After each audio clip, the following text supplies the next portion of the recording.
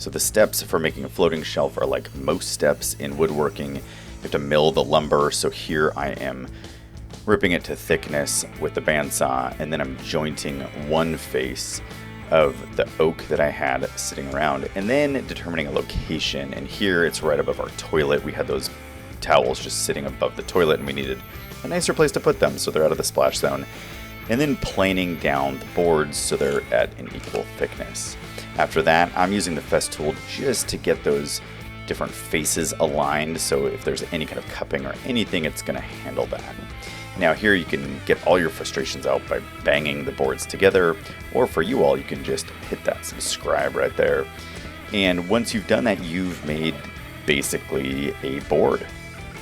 While the shelf's drying, it's glued up and everything, I wanted to talk through a little switch I ended up making, and my mistake is your gain perhaps here. So I got these Evolved floating shelf brackets. These are not sponsored or anything, nothing in this video is sponsored.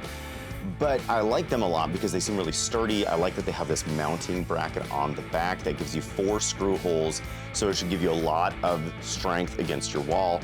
So everything about these made a lot of sense. I really like this overall system. What I don't like though, and what I couldn't seem to find, was a mounting bracket that has a thinner plate on the back, because my shelf, I really only want to be about 3/4 inch thick at the end, maybe up to 4/4, but this would really require 5/4 thickness to make sure you actually inset this back bracket and cover it so you don't have to see it at all, because part of the point of a floating shelf is that you don't see brackets, and therefore if this shows, that ruins that whole aesthetic. So this just wasn't going to work for me, and I was a little frustrated looking for other options online. I came across these. I don't know what company makes these. It looks like, I don't know. It's like some generic one. It's like, this is just a random floating shelf invisible support bracket, which I'm excited about trying here. So I'm gonna use these. These are floating shelf invisible wall brackets. They have a screw mounted to whatever you want to call this, the kind of post thing here. And this is about 6 1/4 inches long, which is plenty of the length to support this overall shelf. The key, I think, with this will be making sure I hit a stud, because you really want to make sure this is mounted well. But the benefit is that you can go down to about 1/2 inch of thickness, so that you don't have to have this really chunky, massive floating shelf on your wall. Now you're gonna see here in these next couple clips how this worked out and what it looks like in that end result. So make sure you watch to the end to see what that result looks like. It comes in a 4-pack, so you can obviously have a decent length here. My floating shelf is 25 inches, and so 4 is gonna do just fine. And then it also comes with these supports that can go in your wall in case you can't hit a stud, which across 25 inches is probably the case, because you're only gonna get, you know, a stud every 16 inches or so if that's standard. So I'm really excited about the fact that these are a nice alternate to these mounted brackets. For those of you who are like, I want a thin shelf, but I don't want to see any brackets, this might be just the video for you. And since making a shelf is just like making any basic plank, you can just take it out of the clamps, cut it down to size. I also kind of rip cutted it here using a crosscut sled, and then sand it down to the finish that you want. I give it a little bevel just along the side so it wasn't really harsh edges, and I kind of like that look. All right, I've got 2 tricks and 1 for you here. So number 1, I have these new brackets, these pins that I showed you just a second ago. And then I have this 1/2 inch drill bit so that these can be inserted into the board. Now, what's always tricky about this is if you don't have a drill press that's maybe floor standing that you could reach that whole length, and I don't, I have a bench top drill press and it's not long enough to actually chuck this up and run it through that board.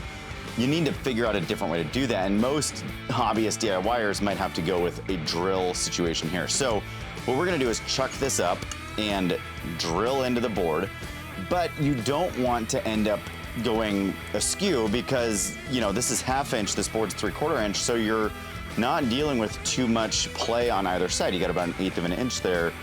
So what we're gonna do is use this wrench, and as you drill, you wanna make sure that it is it doesn't move, and that will suggest that your drill bit is level here.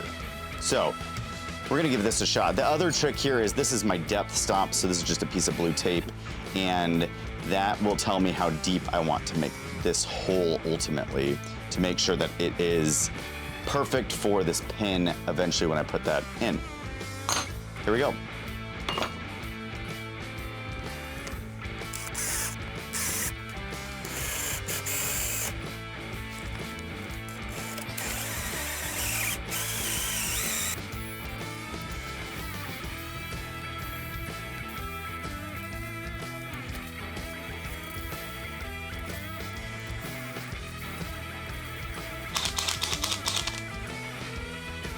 All right, so not bad. So you can see, obviously I have the 3 holes here. This thing works really well to just kind of check that you're not angling your bit so you don't go through the bottom or through the top, which is really gonna ruin your day because this takes, you know, a minute to make, so you don't wanna kind of ruin that. Be careful, you notice I had to keep pulling it back out and in because it was getting kind of overloaded here. They're kind of gumming up the bit. So if you notice it's just not cutting, that's most likely the issue. You could have just a dull bit too, but just be careful when you actually knock off that wood, those shavings, because it gets really hot and it can burn your fingers. So success overall, pretty happy with that. Now it's a matter of just checking these, and that fits really nicely in there. So that should work out really well. Now obviously you could pull it off if you really wanted to, but that shouldn't be a problem in our case. Whew. Moment of truth. I did not cut through. Yes. Now I spared you the installation of the hinges. The biggest thing I would suggest for that is just chuck up the end and then drill it into the wall. That worked really well. But you can see here, what's really nice about this is you get a really thin shelf profile without having a chunky hinge showing. Thanks for watching.